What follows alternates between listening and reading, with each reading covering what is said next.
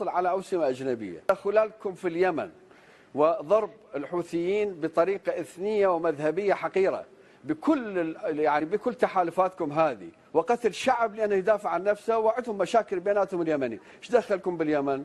ذهابكم للبحرين، تدخلكم الآن في ما دخل هذا الآن في داخل سوريا. ماذا يسمي هذا العالم؟ عفوا، ما دخل اليمن اليوم؟ ماذا يسميه؟ من أنتم لترسموا المنطقة؟ من أنتم حتى ترسموا سياسة المنطقة بطريقة السلاح؟ احنا نعرف الجيش السعودي 150,000 واحد وفاقدين إرادة القتال، وأنتم الآن تتحدثون بعنتريات وعنجهية كأنكم يعني الآن مقدمة. أنا لا أعرف عن ماذا نتحدث. عندكم فلوس نعم، لكن ليس عندكم رجال.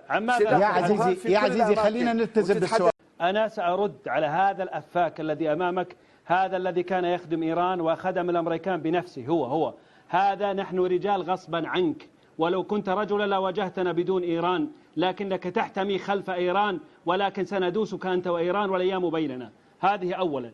ثانيا، إذا تحدثت عن هذا الموضوع أرجو أن لا يذهب ويهرب من الموضوع ليتحدث عن اليمن ويتحدث عن ما إيران بنفسها قالت أنها تحتلكم، وقالت أنها في عاصمة الدولة الساسانية، ولم تقل كلمة واحدة. لقد سكت مثل المرأة، والآن تريد أن تعلمنا.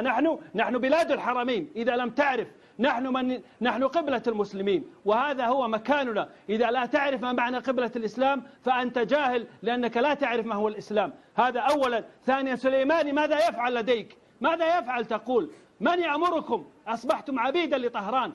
عراق الزمن الماضي الذي كان يرسم، التي كانت إيران تخشاه وكانت تسجد له، الآن أصبحتم أنتم من يسجد لإيران. تبا لك إذا كنت سعيد بهذا أن تكون عبدا. هذا غير مقبول أبدا، غير مقبول هذا المنطق. فهو هذا قدر. يعني ممكن